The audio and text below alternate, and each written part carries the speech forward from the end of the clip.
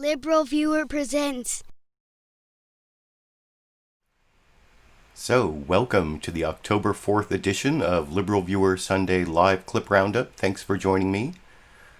This week, I have the 16 best, most newsworthy clips that I've picked out from the Sunday morning news analysis shows from the big five corporate outlets of ABC, NBC, CBS, CNN, and Fox News, the so-called corporate media here in the United States, which should make for an educational, informative, fair use media criticism and political commentary show for you all tonight.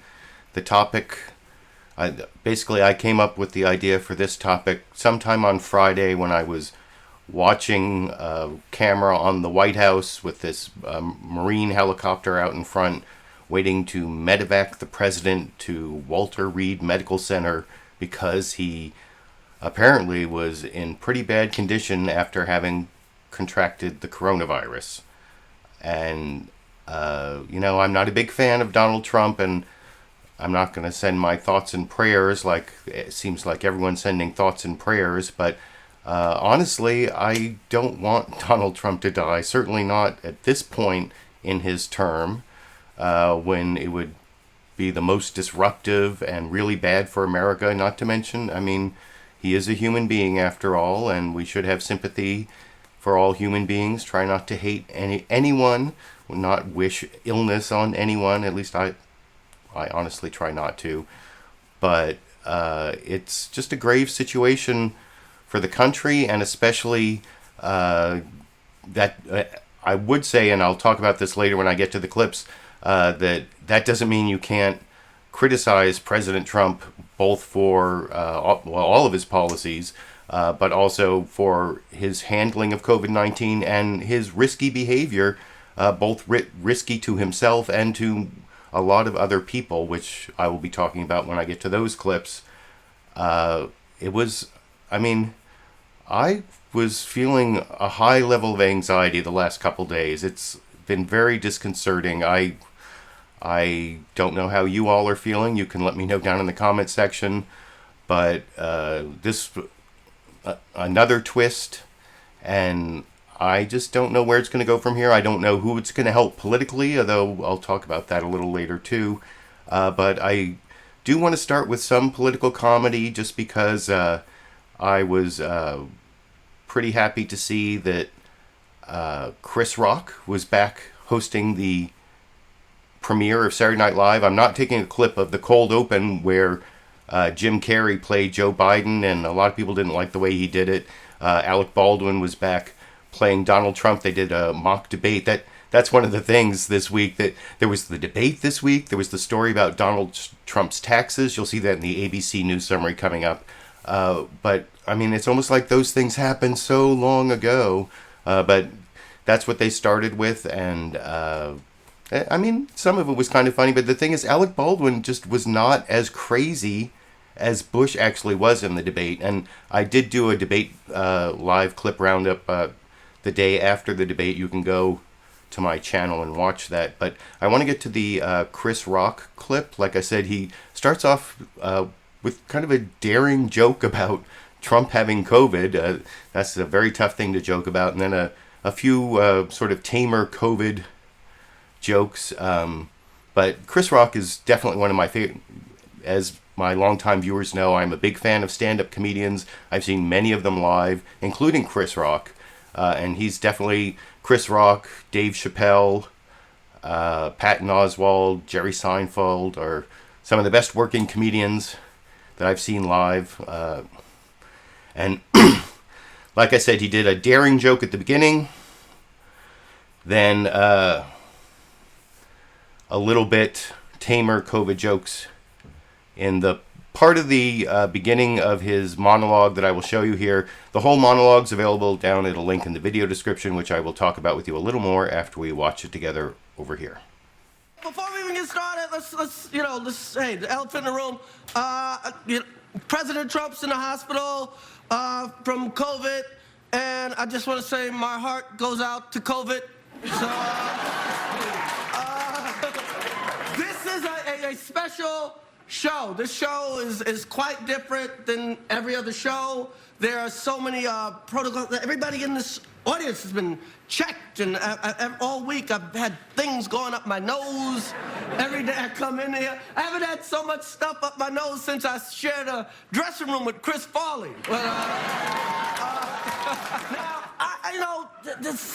everything's, the world is insane right now. But one thing we can agree upon, COVID has ruined our plans. We all used to have plans before COVID. Remember, I used to be able to plan stuff, man? My sister was getting married, man. I paid Belle Bib DeVoe $80,000, man. And I can't get it back. I had tickets to Coachella, man.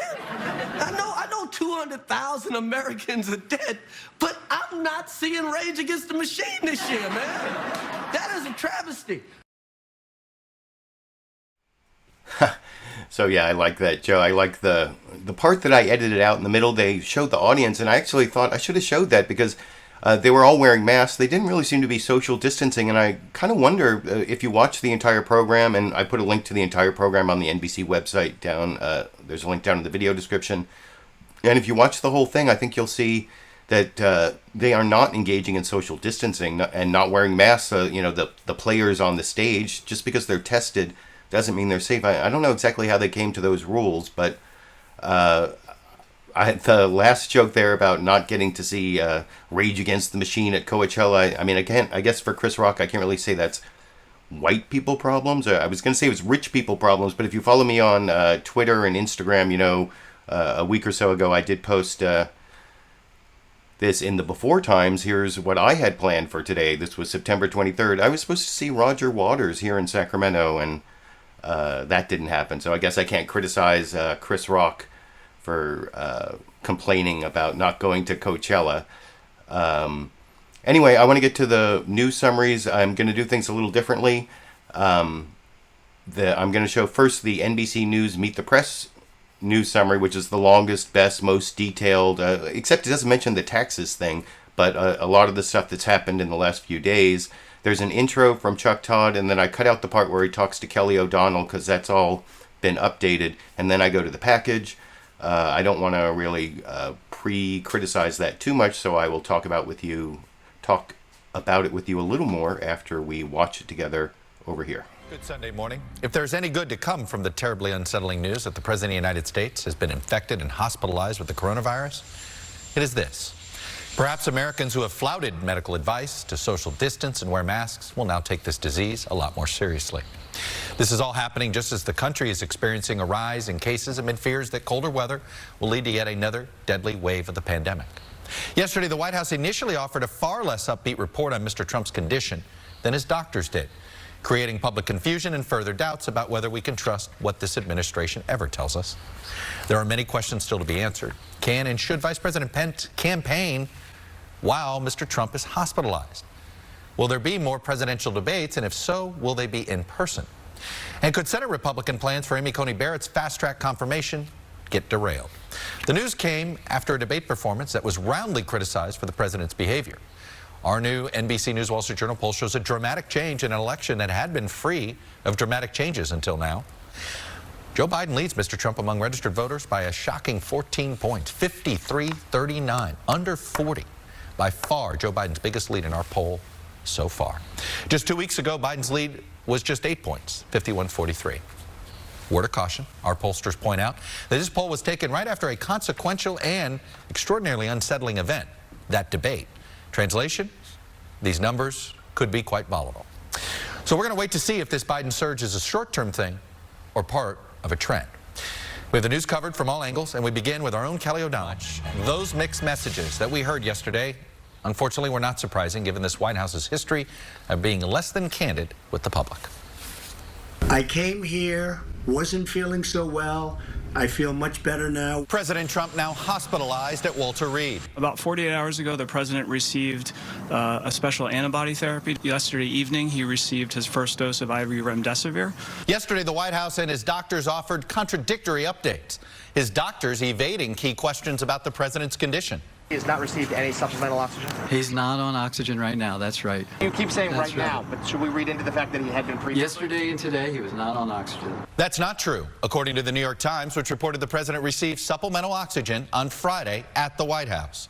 His chief of staff contradicted doctors on Fox News. Yesterday morning, we were real concerned with that. He had a fever, and his blood oxygen level had dropped rapidly. The White House also created confusion on the timeline. Just 72 hours into the diagnosis now. The president's doctor was forced to release a statement clarifying Mr. Trump was first diagnosed on Thursday, not on Wednesday, as he had said. President Trump is part of a growing cluster of cases, including Republican National Committee Chair Ronna McDaniel, senior aide Hope Hicks, and campaign manager Bill Stepien, all who traveled with him to campaign events in recent days. Is there any clarity on how he became infected? Not going to go into that. As far as his care, it's irrelevant. Or when he became infected? Yeah, we're not going to go into that. In addition to Trump and the First Lady, at least 5 guests at the Rose Garden rollout of Supreme Court nominee Amy Coney Barrett, former counselor Kellyanne Conway, Notre Dame President Reverend John Jenkins, Senators Mike Lee and Tom Tillis, and former New Jersey Governor Chris Christie, who himself was hospitalized yesterday. On Tuesday, the president flew to the Cleveland debate with an entourage. His family entered the hall wearing masks, but quickly took them off, as the president himself minimized mask wearing. When needed, I wear masks. Okay, let me ask. I don't wear masks like him. Every time you see him, he's got a mask. He could be speaking 200 feet away from it. He shows up with the biggest mask I've ever seen. On Thursday, the president attended a multi-million-dollar fundraiser at his New Jersey golf club, even after the White House had learned of Hicks's positive diagnosis before he took off. It was deemed safe for the president to go. He socially distanced. It was an outdoor event, and it was deemed safe. Already on the campaign trail, Biden, who says he had 2 negative tests on Friday, is suspending negative TV advertising for now, but sending a pointed message. It's not going away automatically. We have to do our part to be responsible. It means following the science. It means having masking mandates nationwide.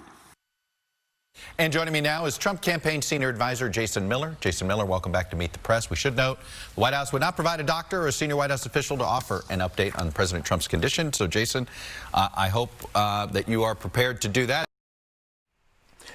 And actually, no, Jason Miller could not fulfill that function. And actually, when I get to clip 5 in a minute, you'll see Jake Tapper give a much more extended complaint about all the people he asked to come to the program. But the White House would not send anyone from the administration out. Well, Margaret Brennan got Robert O'Brien, the national security advisor. But other than that, nobody else got anyone except these campaign hacks. I'll have a couple Jason Millers to show you later, Steve Cortes. But I showed you that one news summary first because I wanted you to see how the doctors at Walter Reed were kind of dishonest yesterday so that you could understand these next 2 clips I'm going to show you, which are from the press conference today. The entire press conference is on the White House website on YouTube. It'll link down in the video description. First, here is Dr. Sean Conley trying to explain why he lied yesterday about how much or whether the president was ever given supplemental oxygen.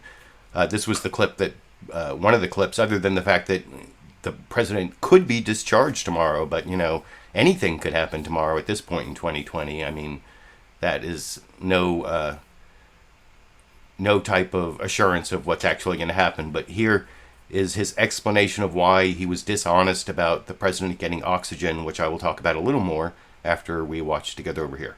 Showing any irregularities in his lungs? Are there any until today to disclose that the president had been administered oxygen? It's a good question. Thank you. I was trying to reflect the upbeat attitude that the team, the president, that his course of illness has had. I didn't want to give any information that might steer the course of illness in another direction, and in doing so, it came off that we were trying to hide something, which wasn't necessarily true, so here I have it. He is the fact of the matter is that he's doing really well. That he is responding, and as the team said, if everything continues to go well, we're going to start discharge planning back to the White House. That's it. Thank you, folks. Run away. He ran away after that one. But did that answer even make sense to anyone? I mean, the only sense I can make out of it is he didn't want to scare Trump by telling the truth about his condition. I mean, how else could him telling the truth affect the course of the disease? It doesn't even make sense. But one of the other things, you have to watch these press conferences so carefully. You need like a doctor and a lawyer trying to analyze them. There was one thing that caught my attention. The next two doctors, Sean Dooley and Brian Garibaldi. First, you'll see Sean Dooley at the end of his statement say that they've gotten cardiac, liver, and kidney function is normal or improving. And those are two different things, normal or improving. And then the next doctor says, well, the kidney and, what did I say? It was cardiac, kidney, and liver. And then the next guy says kidney and liver are normal, doesn't say cardiac, which is kind of, if you are like a lawyer trying to figure out what they're not saying, it sounds like there is a problem, a cardiac problem, which I will talk about a little more after we watch this short clip from the press conference this morning together over here. Our continued monitoring of his cardiac, liver, and kidney function demonstrates continued normal findings or improving findings. And I'll now turn it over to Dr. Garibaldi from Johns Hopkins to talk about our therapeutics and, again, our plan for the day.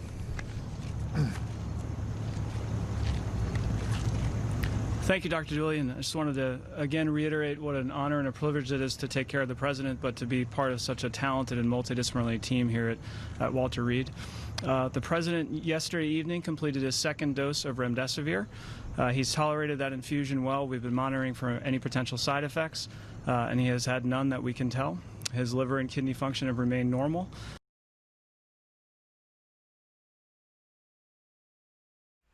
So you saw there liver, kidney function normal. Previous guy says liver, kidney, cardiac function normal or improving, which means you add those two together. It's a little logic game. I think it means the cardiac function isn't normal but improving. And actually, one of the reasons I delayed the start of the show, CNN State of the Union, they do a 6 a.m. show where I live and then a 9 a.m. show where I live. And I usually take my clips from the 6 a.m. show because the 9 a.m. is just a total repeat of 6 a.m.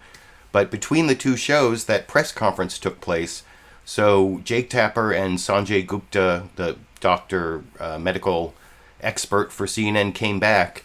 And here you'll see Sanjay Gupta picked up what I picked up in the news conference about the cardiac, liver, and kidney function, although he didn't notice the next guy saying that only two of them were normal. But then he also points out many, many other things that we are not finding out that we should be finding out after watching that press conference. Like I said, you can watch the whole press conference at a link I put in the video description. Here is Sanjay Gupta in the later version of CNN State of the Union saying what we should know but don't know here. Things I as a layman would like to know, for instance, I would like to know when the president last tested negative for COVID and first tested positive. We're 3 days into this. We still don't know that. We still do not know. What do you want to know? Like if you could request 5 or 6 things, facts from Commander Conley or Colonel Dooley, the doctors, what do you want to know about President Trump's health? First of all, this is a respiratory virus. We need to know the status of his lungs. It's unbelievable to me that we've asked that question so many times. Does he have pneumonia? What did his chest x-ray show, which he certainly had? He probably had a chest CT scan. These things are important. I would really like to know those things in terms of figuring out his overall risk right now, but also his sort of likely clinical course going forward. We know that this disease causes lots of inflammation and can affect lots of different organs in the body, not just the lungs, but the heart, other organ systems. They did say, interestingly, they said his cardiac, liver, and kidney function are normal or improving. Well, improving from what? Because you said they were normal yesterday as well. So were they not normal at some point? I'd like to know the level of inflammation in his body. There's certain blood tests that you can monitor to give an idea of what does that inflammation look like, and is it improving or responding to some of these medications that he's getting. I would like to know, as you point out, Jake, the date of his last negative test, because this whole story still doesn't make sense. He was diagnosed on Thursday night and had such a quick decline. Not likely. People, they typically, there's a few days at least after someone's diagnosed before they start to develop decline because of that incubation period, and the virus sort of replicates and starts to cause symptoms. Either he had a very, very significant exposure to this virus which caused him to get sick so quickly, or this timeline just doesn't make sense. It doesn't make sense. And again, as a side issue, if he developed symptoms on Thursday or whatever, Thursday day or Thursday evening, he was probably most contagious in the 2 to 3 days before that. So it's going back to Tuesday, Wednesday, maybe even Monday. So all these things sort of matter. I'd like to know more about his oxygenation. Again, they're still being very they're kind of cute about it, not answering that question. And I'd like to know what the plan is going forward for him. They say we might send him home tomorrow. That makes no sense. So there's several things. There's specific objective laboratory and imaging studies I'd like to know the results of, but also get a better sense of what his status has been and what the plan is going forward. Doctors take a Hippocratic oath. First, do no harm. So, there's the Sanjay Gupta extensive list of things that we are not finding out that we should be finding out if the Trump administration was actually being transparent. It's pretty horrifying, honestly, that for all we know, the president is like on death's door, and they're painting us this rosy picture, despite the videos and everything that came out. The next clip is, you saw that was from 9:05 a.m. Pacific. That's the second version of CNN State of the Union, where they didn't even start off with Jake Tapper saying the State of the Union this week is, but it's hoping for a speedy recovery. And then this is the clip I promised earlier, where Jake Tapper goes into an extensive list of all the people he asked to come on the show and was refused, and instead they have this partisan tool. And then there's a little bit more Gupta talking something important about the long-term effects, the possibility of long-term disability for Trump from his current illness, which I will talk about with you a little more after we watch that second CNN State of the Union clip from actually earlier in the day over here. I'm Jake Tapper in Washington, where the State of our Union is hoping for a full and speedy recovery for President Trump. He is still in the hospital this morning, his third day, being treated for COVID-19, which has killed more than 209,000 Americans. Late Saturday, the president released another video, and the White House provided images of the president purportedly working from the hospital. The president's physician put out a new statement saying that he had, quote, made substantial progress since diagnosis. But we have to say, information about the president's condition has been confusing at best. On Saturday, President Trump's doctors briefed the public on the president's condition. They obfuscated on critical questions, such as whether or not the president had received oxygen, and refused to give basic information about, say, his temperature. Almost immediately after that briefing, the White House chief of staff told reporters that the president's condition had been, quote, very concerning. And he said the next 48 hours would be critical, according to the New York Times, a source confirming to CNN that the president has, in fact, received oxygen. Right now, it is of the utmost importance for the White House to provide you, the American people, with information, accurate information, factual information about the president's condition. We asked the White House for someone to be here to do just that today. We asked for the vice president or the chief of staff or the communications director or the president's physician. We asked for members of the coronavirus task force, including Health Secretary Azar or Dr. Fauci or Dr. Birx or the Surgeon General or the director of the NIH or the CDC director or the top vaccine advisor or Jared Kushner or the national security advisor. The White House declined to provide any of them to update you on the president's condition. Instead, they referred us to the president's political campaign. We told them we would be happy to take the campaign manager, but unfortunately, he too is now battling the coronavirus. So let's begin with the latest on the president's condition. Joining me now, somebody that always shoots straight, CNN chief medical correspondent Dr. Sanjay Gupta. Sanjay, thanks for joining us. We were told yesterday and today would be critical for the president's health. Last night, the president's doctor said he did not receive any supplemental oxygen on Saturday, but we now know he did receive supplemental oxygen on Friday. What does this mean for the president's prognosis and for any long-term health effects? Yeah, well, we're still missing a lot of basic information. I mean, I watched that press conference, and some of the most basic health information that's typically provided wasn't. Was he fever-free, off of medications? Obviously, you can give medications to reduce fever. It's critical. Was he receiving medications to reduce the fever? Does he have pneumonia? I mean, he was asked about chest imaging or any impact on the lungs. This is a respiratory virus. Still don't know the answer to that question. And very critical, the timeline. When was his last negative test? Because that gives us an idea of where he is in the course of his illness overall. What we do know, as you point out, Jake, that he seemed to have unstable vital signs for a period of time, again, according to the Chief of Staff, Mark Meadows, and he was on oxygen. So when you put that all together, those last two in particular, that does paint a course where, you've got to really be concerned over the next several days. It puts him in a higher risk. The fact that he required oxygen does speak to the impact that this has had on his lungs, even if they won't show us his chest CT or something like that. And we also know that long term, if you're hospitalized, about 87% of people do have persistent symptoms, shortness of breath or fatigue or something like that. The next several days are going to be critical, Jake. I know young, healthy people who got coronavirus who months later have these persistent symptoms, and President Trump obviously is 74 and clinically obese. The Chief of Staff said last night...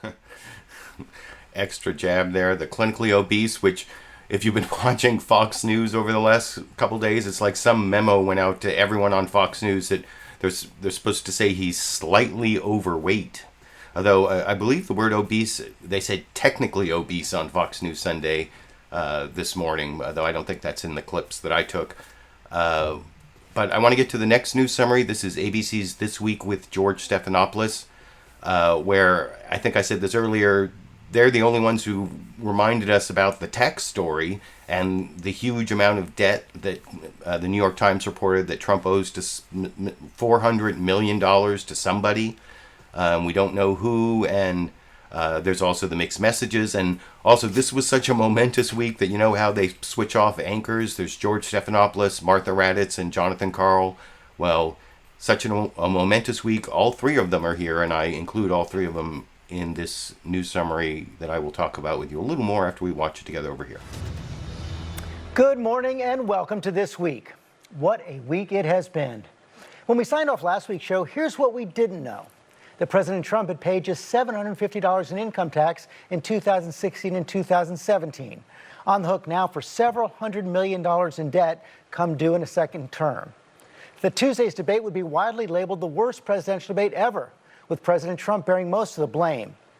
That the Rose Garden ceremony celebrating Judge Amy Coney Barrett's nomination to the Supreme Court would turn out to be a super spreader for the coronavirus. As we come on the air this morning, at least 8 of the attendees have tested positive for COVID, including, of course, First Lady Melania Trump and the President of the United States. And with President Trump now being treated at Walter Reed, the country is now facing a cascade of crises in a chaotic year. A personal health crisis for the president, compounded by a credibility crisis for his White House during a public health crisis that has cost more than 209,000 Americans their lives, all with 1 month to go in a presidential election unlike any we've seen before. We're going to try to make sense of it all this morning, starting with our team of correspondents. Karl is at Walter Reed. And John, the repetition of falsehoods, the refusal to give straight answers has been a hallmark of the Trump White House. It reached something of a peak yesterday. George, on one hand, it was a welcome development to see the White House doctor come out and brief reporters, but it was frankly maddening to see the medical team refuse to answer so many questions and to be spinning as if this were just another political briefing. Dr. Conley refused to answer basic questions such as, how high is the president's temperature? He would not say. Has the president been on supplemental oxygen? As you saw, he wouldn't say. We later learned that, in fact, on Friday, the president was on oxygen. Dr. Conley also bent over backwards to try to put a positive spin on things, saying that the president had been fever-free for 24 hours, that he, quote, is doing great. But minutes after that briefing ended yesterday, a person described as somebody familiar with the president's health briefed the press pool here and said, quote, the president's vitals over the last 24 hours were very concerning, and the next 48 hours will be critical in terms of his care. We are still not on a clear path to a full recovery. That starkly different assessment, multiple news organizations identified the person as none other than the president's chief of staff, Mark Meadows. Now, overnight, we learned that yet another person close to the president has tested positive for coronavirus. Nick Luna, that's the president's personal aide, somebody who travels with him virtually every everywhere he goes, he has been tested positive for coronavirus. Perhaps the most reliable information throughout all of this actually came from the president himself with a 4-minute video that he posted to Twitter yesterday. And George, I've got to say, the president looked good for somebody going through all that he is going through right now. Okay, let me bring in Martha Raddatz. Martha, we saw that phalanx of military doctors behind Commander Sean Conley yesterday. No doubt they are giving professional care, but they also seem to be used as political props. They absolutely are, George. And these are medical doctors. They should not be spin doctors. Navy officers, not political appointees. So you saw Dr. Conley and the others come out there and... Sorry about that. I was listening without my earpiece there, and that's why I used that earpiece. Sorry about that feedback. I turned off. Okay. So you saw, like I said, all three anchors there. Did everybody like sign off because I had that awful feedback moment? Sorry about that. And not only am I sorry, but I guess this would also be a good time to thank my Super Chat contributors so far. I appreciate all the people who support my weekly live streams financially in various different ways. My monthly patrons on Patreon, you can become a monthly patron at a link down in the video description. The YouTube members, you can click the join button. There's a PayPal link down there for direct contributions. And then, of course, there are the people who are giving me the super chat contributions during the show. Here we go.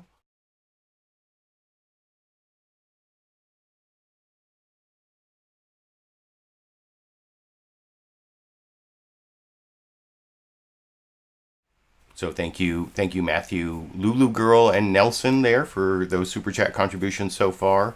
The live streams often get demonetized, and there's actually not a lot of ad revenue even when they do get monetized. I usually try to put the ads in every like 25 minutes or so, so there are like a few ads per program, and even when it even gets monetized, so that definitely makes it more worth my while to spend, 8, 9, 10 hours every Sunday for the last 389 Sundays putting the show together. So that's my little brief commercial interruption, I guess, or what do they call it? E-begging? No, I just want to see if people value the work that I do enough for me to keep wanting to do it. And I've committed to keep doing it through January 20th, 2021, and then I will evaluate. So the next news summary I'm going to show you is from CBS News' Face the Nation. I thought they also did a good news summary. They talk about it being an unprecedented crisis. That's sort of the OMG 2020 WTF title. Sort of backs up my title that way. And then they go to their reporter who talks about the mixed messages you keep seeing and shows video of the super spreader event that you saw covered in some of the other news summaries the Saturday before last, which was both outdoors and then there was an indoor reception. A lot of people without masks, Senator Mike Lee. Well, you'll see it in this news summary, and they actually show them without masks hugging people right in their faces. It's pretty sad. And I will talk about it with you a little more after we watch it together over here. Good morning and welcome to Face the Nation. As we come on the air, the country is facing yet another unprecedented crisis as President Trump remains hospitalized at Walter Reed Medical Center.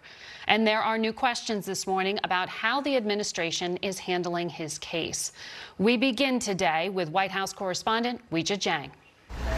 From his suite at Walter Reed Medical Center, President Trump took to Twitter last night to say he's feeling better, but acknowledged his condition could take a turn. You don't know over the next period of a few days. I guess that's the real test. The president's address capped off a day of mixed messaging from the White House. President Trump's doctors painted an optimistic picture of his health.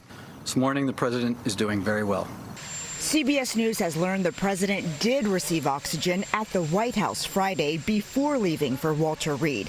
And just 10 minutes after the medical briefing wrapped up on Saturday, a person familiar with the president's health, identified by the Associated Press as Chief of Staff Mark Meadows, told reporters his vitals over the last 24 hours were very concerning. We're still not on a clear path to a full recovery. The president revealed he and the First Lady have the coronavirus in an early morning tweet on Friday. They are at the top of a growing list of people who have tested positive after attending last Saturday's Rose Garden event where President Trump nominated his new Supreme Court Justice, Judge Amy Coney Barrett. President Trump's former advisor, Kellyanne Conway, and Chris Christie said they have the virus. Yesterday, the former New Jersey governor tweeted that he checked himself into the hospital due to his history of asthma. Utah Senator Mike Lee and North Carolina Senator Tom Tillis also tested positive after attending the event.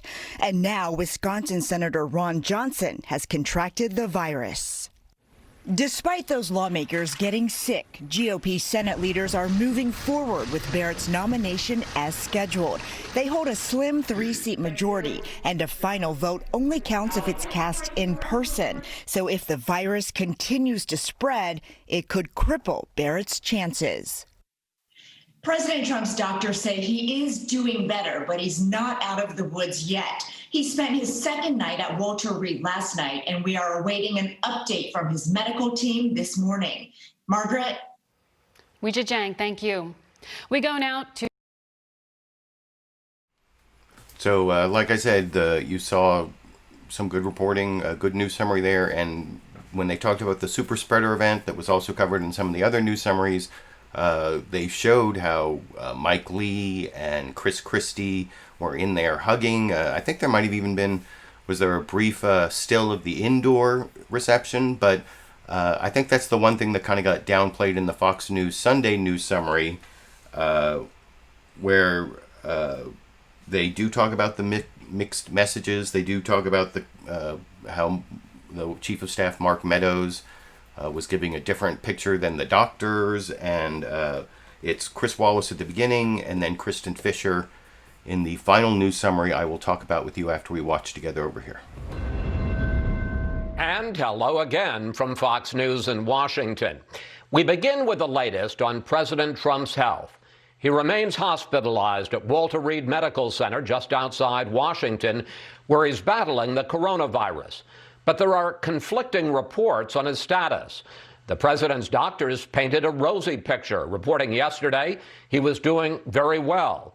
But a senior official later identified as White House Chief of Staff Mark Meadows told reporters the president's vital signs were very concerning, and the next 48 hours will be critical to his care. In a moment, we'll try to clear this up with Steve Cortes, senior advisor for the Trump campaign. But first, let's bring in Kristin Fisher at Walter Reed Medical Center with the latest on the president's condition. Kristin. Good morning, Chris. President Trump's physician says that the president continues to do well, but he is not out of the woods just yet. Over the next period of a few days, I guess that's the real test. So we'll be seeing what happens over those next couple of days.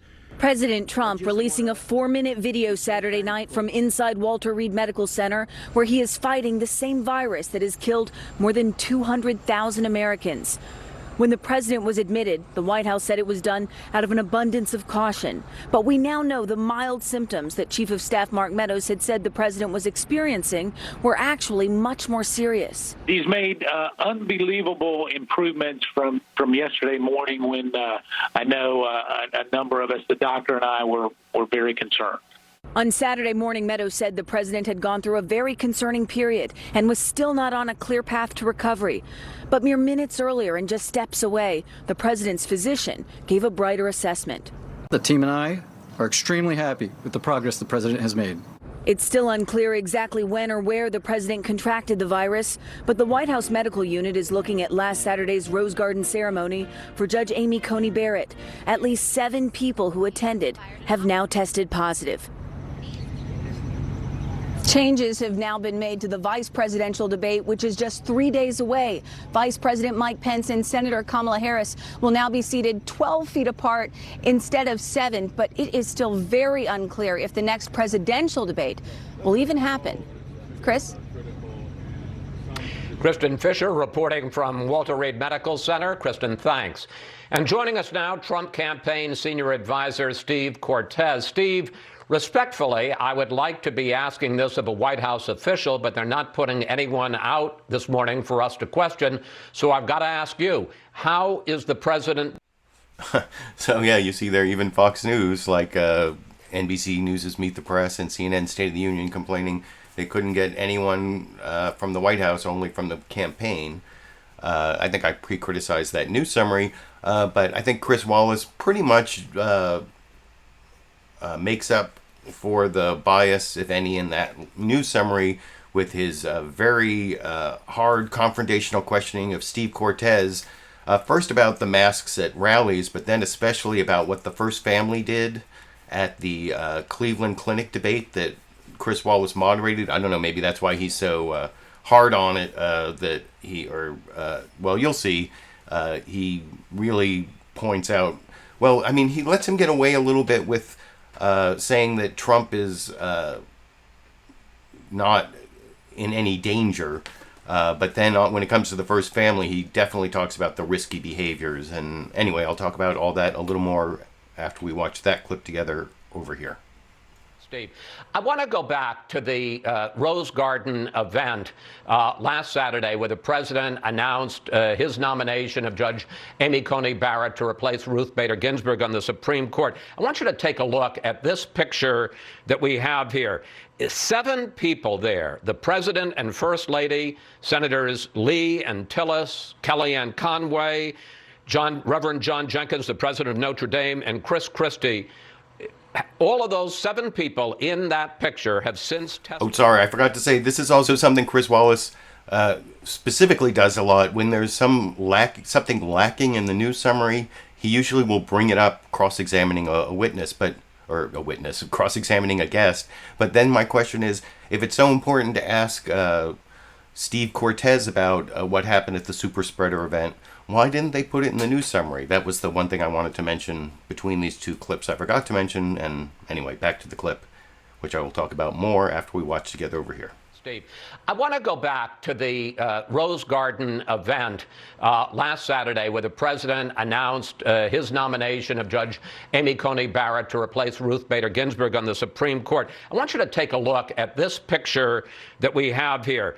7 people there, the president and first lady, Senators Lee and Tillis, Kellyanne Conway, Reverend John Jenkins, the president of Notre Dame, and Chris Christie. All of those 7 people in that picture have since tested positive for COVID. Question, Steve, people packed together, the vast majority not wearing masks. How does that make sense? Well, look, here's what I would say. Tremendous precautions are taken to protect the president. You know, as you well know, anybody who goes to see the president must submit to a COVID test first.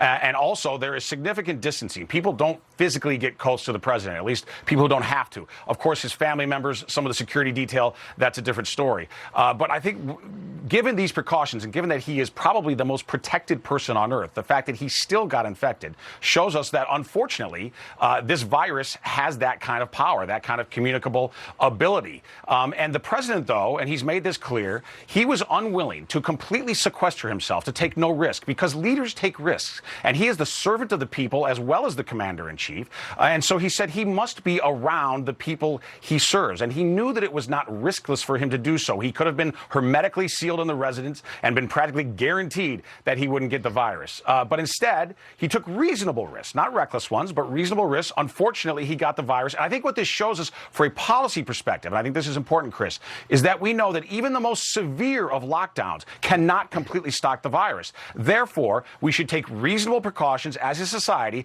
and we should not, as Joe Biden threatens, even think about shutting this economy and this society down again. To me, the most consequential divide from your debate that you moderated between the two was that issue of the president saying, we are staying open. We'll take precautions, but we can manage the risks.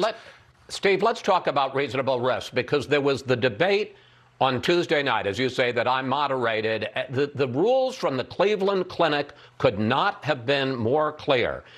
Everyone in the audience was to wear a mask. The president and the former vice president and I were the only ones exempt from that. We've got a picture up on the screen. After the first family came in, they all took off their masks. So did the White House chief of staff, Mark Meadows. Do they think that the health and safety rules for everybody else do not apply to them? No, that's not the reality. Look, everybody was tested before that event, as you well know. Those of us who went first were tested by Cleveland Clinic directly. Everybody who gets on Air Force One for any trip on Air Force One is tested before they get on. Steve, it doesn't matter. Steve, it doesn't matter. Everybody that was in that room was tested. Steve, everybody that was in that room was tested. And the Cleveland Clinic's regulation was it didn't matter. Everybody, except for the three of us on the stage, was to wear a mask, and people from the Cleveland Clinic came over and offered the first family masks, thinking maybe they didn't have them. They were waved away, and the Commission on Presidential Debates has issued a statement saying, from now on, if you don't wear a mask, you're going to be escorted from the hall. So forget this question of being tested beforehand. Everybody was tested beforehand. No, I'm going to finish my question. Everybody was told to wear a mask. Why did the first family and the chief of staff feel that the rules for everybody else didn't apply to them?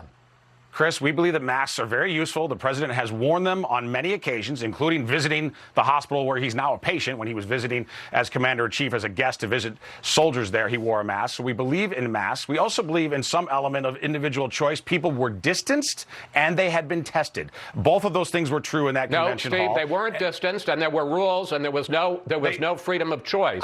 They broke the Chris, rules. I was there. I was there like you were, and they were distanced. Why did those they chairs break were the not rules? Close together. Look, those chairs were not close together. And again, we also believe that people It doesn't matter, Steve. The rules from the Cleveland Clinic, they were close together, Steve. And the rules from the Cleveland Clinic were everybody wears a mask. Why didn't they? Chris, the way you're starting to harangue me now actually reminds me of what you did to the president during that debate on Tuesday night when he had to debate not just Joe. No, and then he had to debate not just Joe Biden, but you as well. You were not a neutral moderator then. I don't mind tough questions. I welcome reasonably tough questions. But what I don't think is okay is for you to become the effective opposition to the president. Okay, and everyone there was tested in the crowd. They were distanced from each other. People can make reasonable decisions for themselves. No, they can't. They're the rules, and they'll be kicked out next time. Steve, let me just simply say the president interrupted me and the vice president 145 times, so I object to saying I harangued the president. I know it's the talking point. With the president in the hospital, there's a concern about the... And he asked about the continuance of government, the order of succession, and why Mike Pence isn't keeping himself safe. And I will have... Nancy Pelosi on a little later, who's third in succession, sort of talking about that. But I kind of pre-criticized some of that clip or gave kudos to Chris Wallace for his cross-examination. But one thing that I thought was pretty terrible, the argument that Steve Cortes made, I saw down in the live comments, Cher has pointed this out, and it's actually an argument similar to I saw Greg Gutfeld make while I was waiting for Trump to be medevac to the hospital on Friday. It's this argument that he's actually a warrior. He got COVID because he put himself on the front lines fighting to keep America open and to show us that we shouldn't be afraid. And that's just ridiculous because he he engaged in reckless behavior. He promoted reckless behavior. I mean, I'm not happy he got the virus, but it shows that science works, I guess. But like I said, the questioning by Chris Wallace in that last clip was good. The question he asked Amy Klobuchar here, I wasn't even going to take another clip, and then I saw this. This is a short clip. This is the most ridiculous question, which I won't ruin for you and let you watch. I'll let you watch it while we together, and then I'll talk about it after we watch it together. Senator, the Biden campaign has taken down all of its negative ads, but some Republicans are saying that Democrats are still attacking the president while he's now in the hospital. Should discussions about COVID be off limits at this particular point? Well, not discussions about COVID, not when you had 7 million people get this virus, not when you have people in assisted living who have been isolated for this entire year and moms juggling their kids on their laps while they're trying to do their work. No. But I think Joe Biden has set the tone here because he's a leader. And he said, look, I want the president to be back. He wants to debate him more. He wants him to have a speedy recovery. And so this isn't about politics or partisanship, but certainly the pandemic, the effect that it has had on people's lives, how they have miscalculated at this administration. Of course, that's on the table because, as Joe pointed out at the debate, we have 200,000 families right now that have a chair at the table that's empty. So it is on the table, as well as the economy and how we can get through the day after tomorrow and the kind of leadership you'll need to make sure we get there. Right. The issue of how to... So was that a stupid question? Like, Biden's taken down his negative ads, but don't you think he should stop talking about the issue of COVID entirely since Trump has COVID?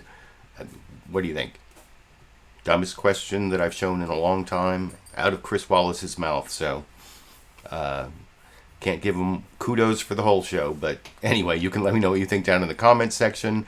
I want to get to a couple clips now that are more about the actual spread of COVID. You know, the only person who got COVID this week was not President Donald Trump and his entourage there. There's actually a spike in cases in a lot of states. I saw one day there were like 55,000 cases, and remember the low we got to was only like 40,000 cases a day. Hospitalizations in Wisconsin. Well, I'll get to that in the clip after next, but here's actually Jake Tapper bringing that up, talking to Gretchen Whitmer, the governor of Michigan, and then showing a chart of how cases are going up in Michigan. And I will talk about that clip a little more after we watch together over here. In Michigan, as I don't need to tell you, there were nearly 1,200 new coronavirus cases in your state yesterday. If you look at the trend in your state, it's plateaued for months, and it's actually begun to rise again. Now, you took that aggressive action early on to try and contain the spread, but you have not been able to turn it around. It's still going up. Why has the spread gone down in Michigan, and do you think it's going to get even worse as we enter the winter? Well, I'm very worried about it. The Upper Peninsula is reporting numbers that were in excess of what we saw back in April and May in lower part of Michigan.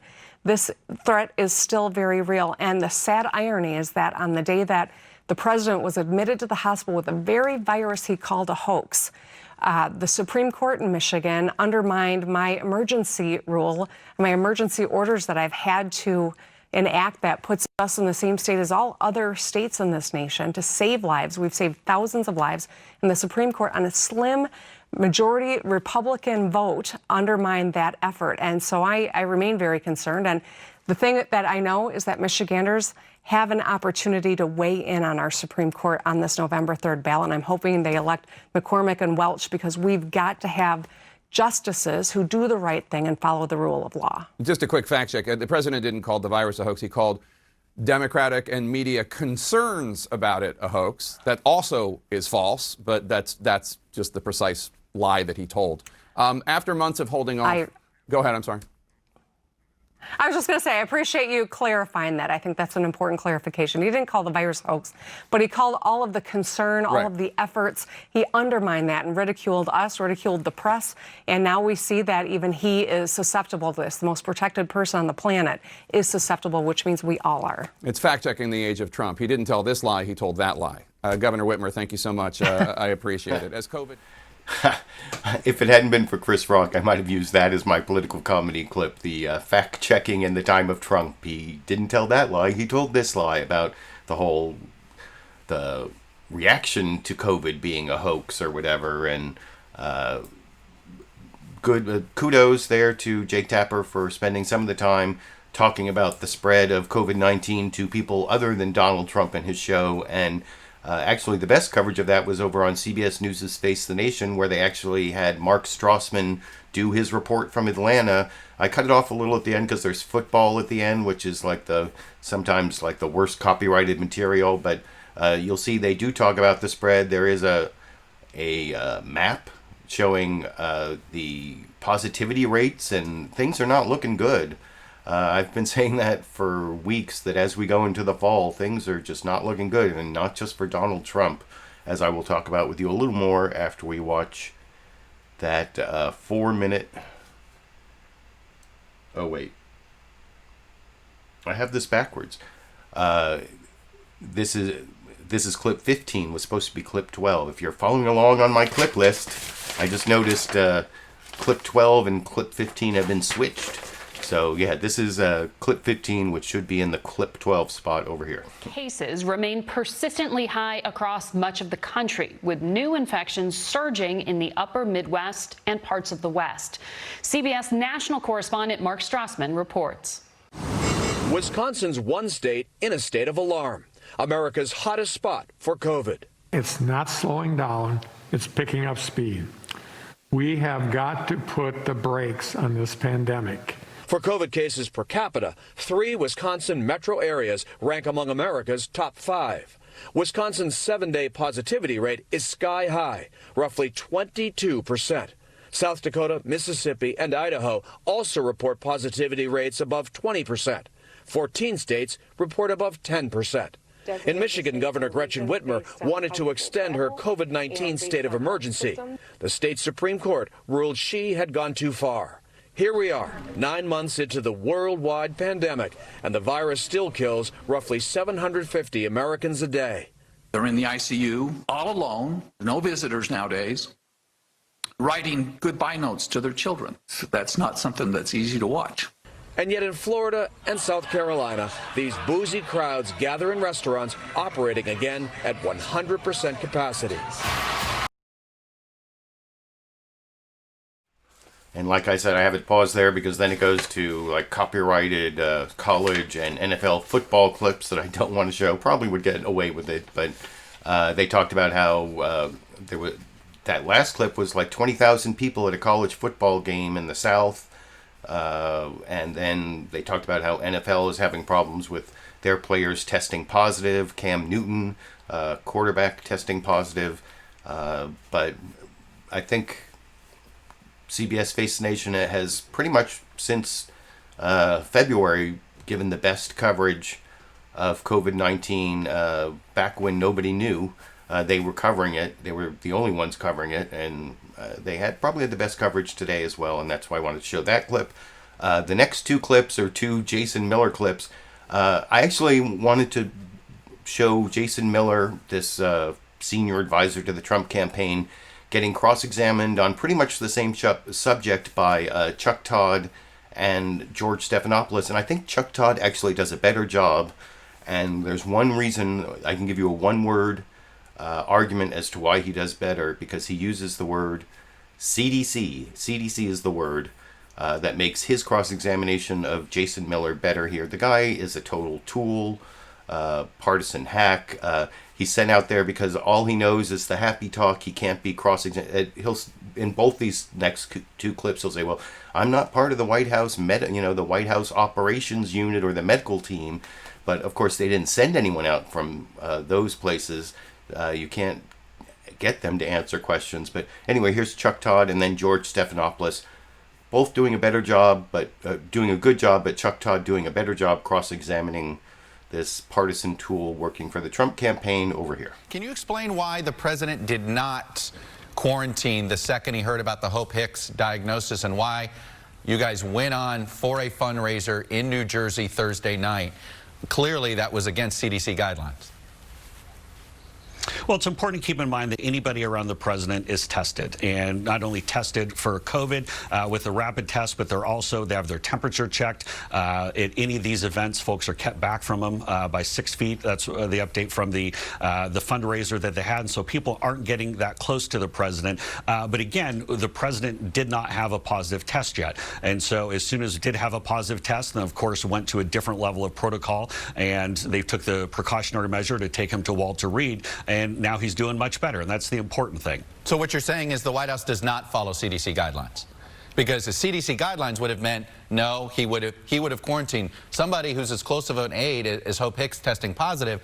He should be quarantining. That's the CDC guideline. But it sounds like what you're saying is the White House does not abide by CDC guidelines? What I'm saying is I'll let the White House, both White House operations and White House medical unit speak to the exact particulars. But what I know is that anyone who's around the president is tested, that they have their temperature taken, that they keep back at least. I mean, I'm never within 6 feet of the president, even when I'm around him. So they take a lot of seriousness in these precautionary measures. And are you upset that you were exposed in a way that maybe that was lax protocols? I've talked to other people, by the way, close to this White House, who are not happy about the lack of information and are not happy that basically what was told to them was a safe place turned out not to be. No, not at all, because I know that every time that I'm around the president that I have a test taken, that everybody around me has a test taken, that they do our temperature check. We take this very seriously. I always keep at least 6 feet away from the president, that we keep a certain level of distance. And so I feel like the White House does a very good job of protecting folks and going above and beyond. But here's the important thing, Chuck. There's a lot about this virus that we don't know. President Trump is arguably the single most protected person on the entire planet, and yet he got COVID. So there's a lot about this we don't know. But what we can't do is just stay, whether it's upstairs of the place or downstairs in our basement. We have to take this virus head on, Chuck. We have to go, as we've seen from President Trump in developing these therapeutics and getting to the vaccine, getting the ventilators. We have to take this head on. We can't stay in our basement or shut down the economy indefinitely. That's we have to take it head on. And I think that's the moment of what President Trump is doing right now. Now, I'm curious, is the campaign, are you guys going to change protocols? So, like I said, I thought that was a pretty good cross-examination from Chuck Todd, especially because he used the CDC. George Stephanopoulos gets pretty much the same answer. I don't think does quite as good a job, but I'm sorry you have to see two Jason Millers, but I'm kind of emphasizing, along with the Steve Cortes, this is the best the White House had to offer to send out on the Sunday morning shows. Well, they had Robert O'Brien, like I said, on CBS News Face the Nation, although I didn't take that clip. But other than that, it was like wall-to-wall partisan tools, and here's George Stephanopoulos doing his cross-examination of Jason Miller. By the way, neither one of them asked him. There was this scandal in the last few weeks where apparently the Trump administration was hiding the amount of money they were paying to Jason Miller, so he wouldn't have to pay as much. He could say he couldn't pay more child support to this woman who he got pregnant, who was working with him on the Trump campaign 4 years ago, who he denied paternity for a long time. And how come no one asked him about that? But anyway, here's the second Jason Miller clip that I will talk about with you after we watch together over here. But more broadly, we've all seen the rallies without the mask, the Rose Garden event without the mask. The president's family refused to wear masks at the debate. And the president seemed pretty proud of that at Tuesday's debate. Let's listen. I don't wear masks like him. Every time you see him, he's got a mask. He could be speaking 200 feet away from it. He shows up with the biggest mask I've ever seen. And I'll have 25, 35,000 people show up at airports. We use airports. Are you not worried about the disease We have a lot of people. sir? Well, so far, we have had no problem whatsoever. We've had no negative effect. And we've had 35, 40,000 people at these rallies. Hasn't the cavalier approach to mask and social distancing at these rallies been a mistake? Will it change going forward? Again, I'll push back on that and say it hasn't been cavalier at all. We take it very seriously. It's why we give everyone coming to rallies or to events, we give them a mask. We check their temperature. You know, I'd say that with regard to Joe Biden, I think too often he's used the mask as a prop.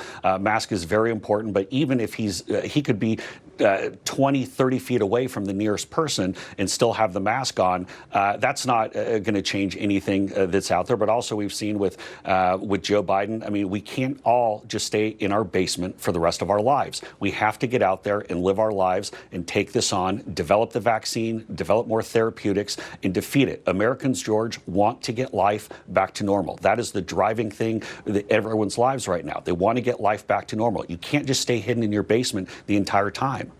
Everyone wants to get life back to normal. There's no question about that. But has the president taken it too far? One example, on Thursday, the president went ahead with his fundraiser in Bedminster, even after the White House knew that Hope Hicks had tested positive. Why wasn't that event canceled? Well, again, I'd say that the news, as we saw from the public reports, the news of when they saw about Hope Hicks, as soon as that happened, then President Trump was tested. He did not get his test back until later on Thursday evening. It is notable that anyone who comes to an event such as the fundraiser, those at Bedminster, is tested. They do have their temperature taken. They are required. Hold on, Jason. The point is not president. the president's test isn't the point. We know that Jared Kushner, Dan Scavino, Kayleigh McEnany were told to stay back. The president had been in close contact with Hope Hicks. Why would he go forward with this fundraiser after knowing he'd been in close contact with somebody who had just tested positive? Well, George, what I can't speak to, since I'm not part of White House operations, I'm not part of the White House medical unit, is the exact how much time he was spending with Hope and in the proximity for these things. I can't speak to that. I got to let the White House go and do that. What I can speak to is that I think it was very smart that the White House medical team did take President Trump to Walter Reed as a precautionary measure.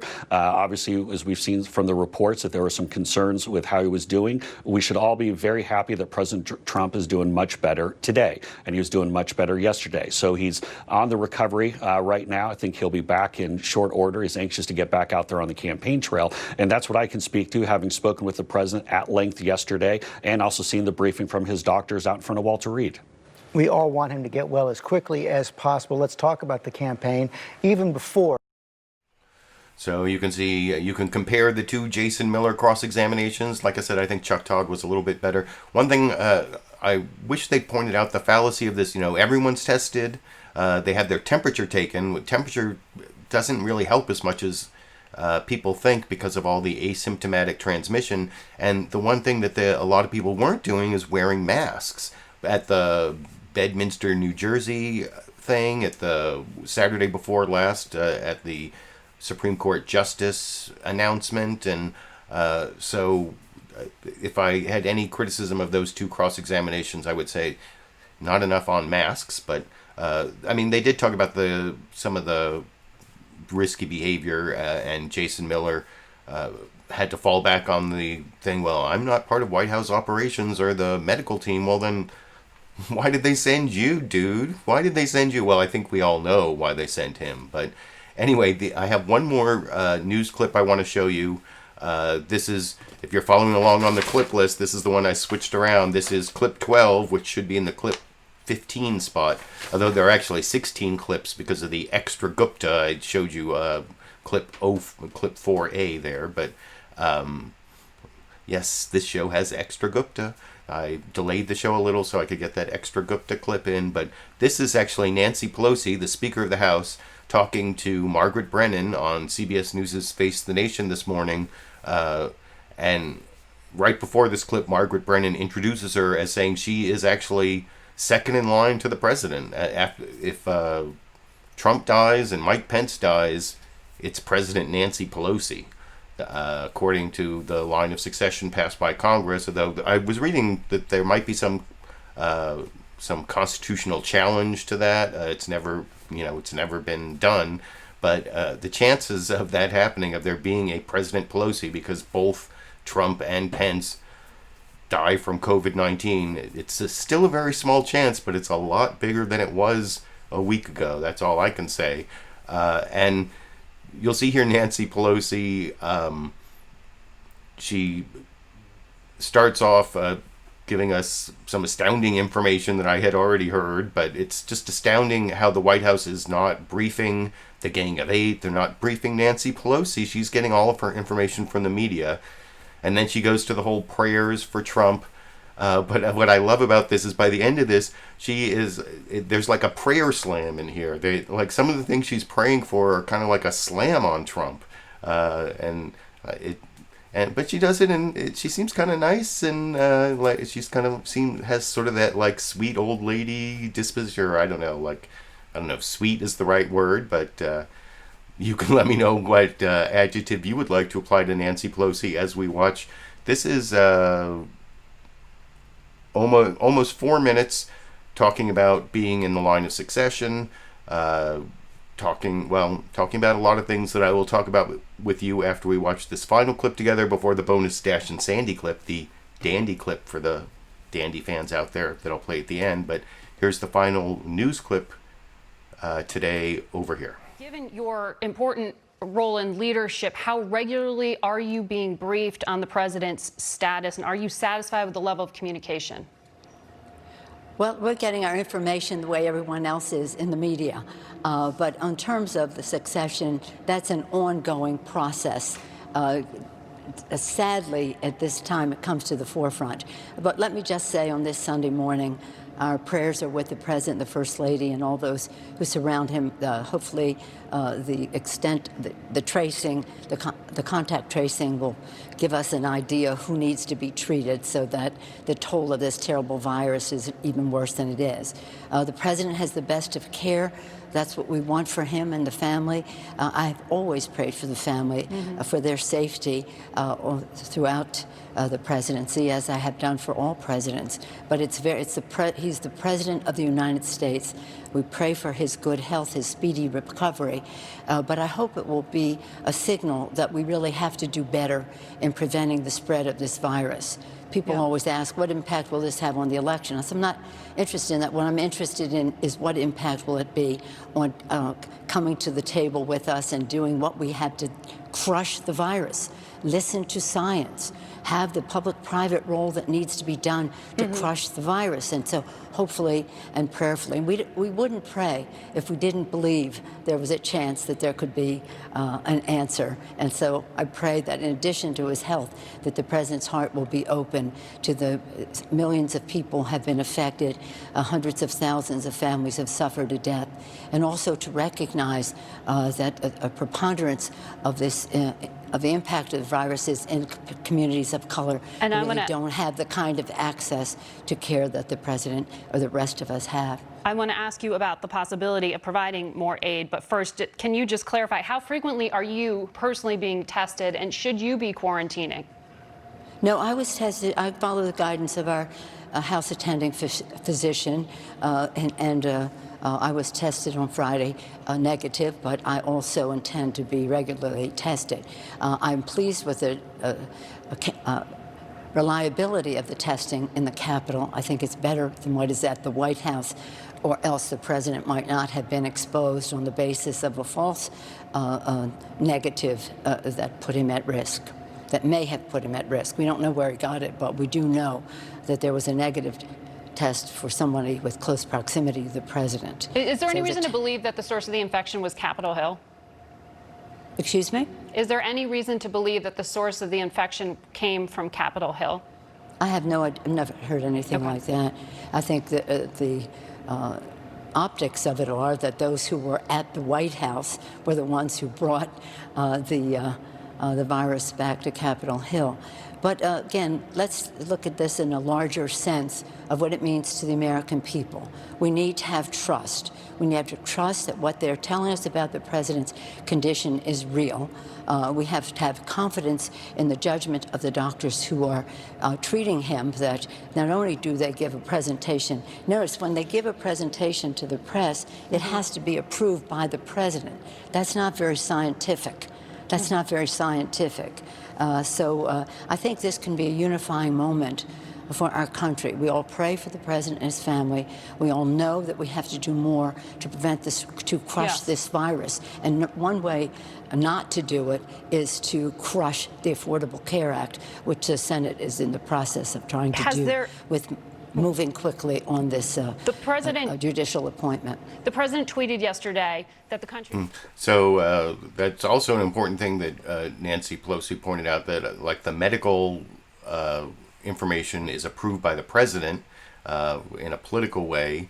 And I think there was also an interesting topic near the end there about the testing in the Congress or in the House being better than in the White House.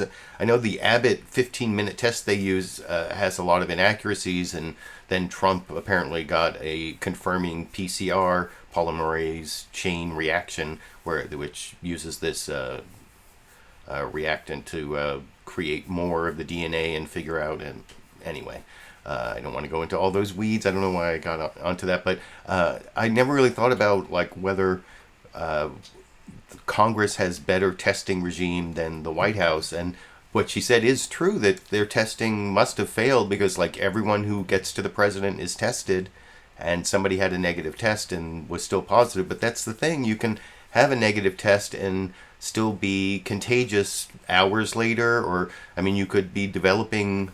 You can get tested every day and still give someone the virus in between the two tests with...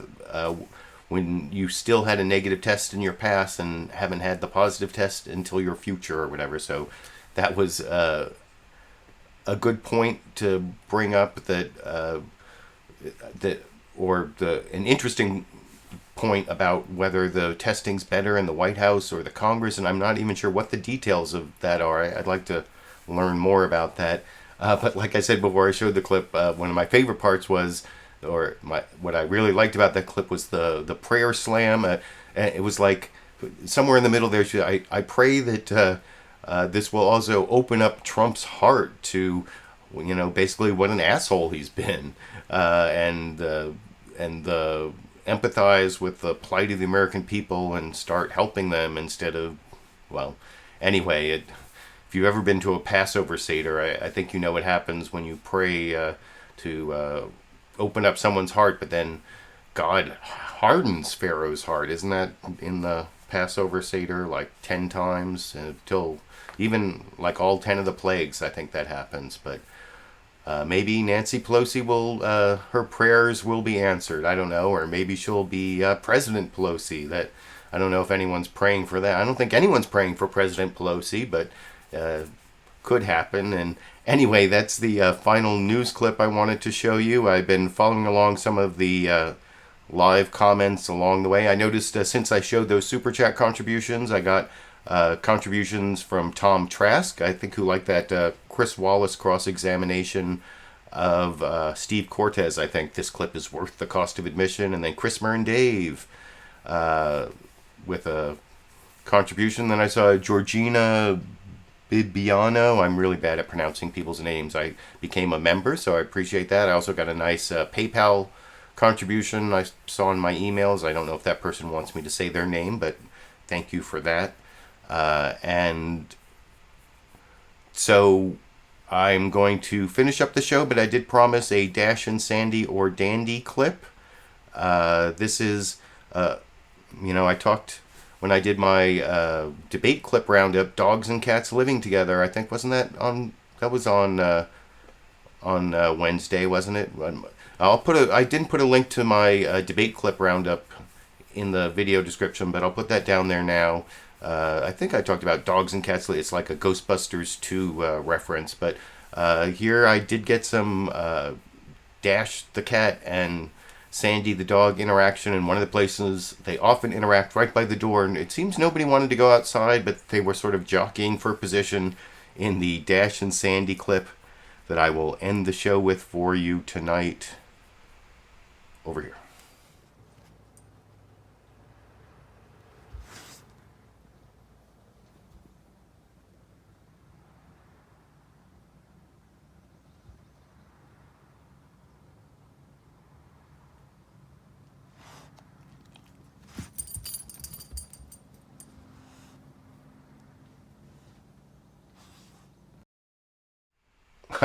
I'm sorry, I didn't notice that. Did that clip end with too much butthole? Well, I guess I just called Trump an asshole, so maybe that's the relevance of the Dash and Sandy clip.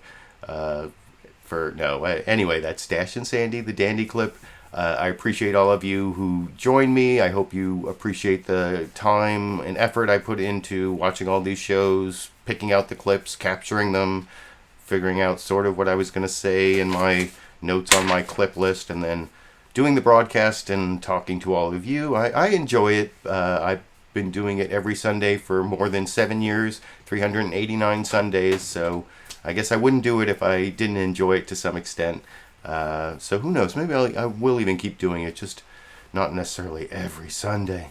But yeah, I don't enjoy it every Sunday, but I enjoy it generally, I guess.